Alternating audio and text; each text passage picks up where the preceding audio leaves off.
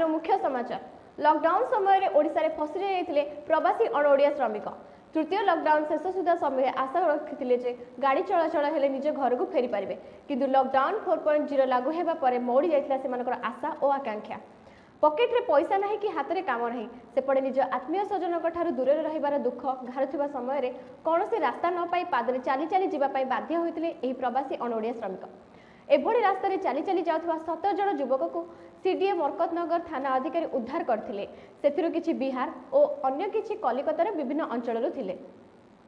Police एही समस्त प्रवासी अणओडिया को निज घर को फेरिबार बंदोबस्त करने सहित सेमानकर खाद्यपेयर बंदोबस्त करथिले।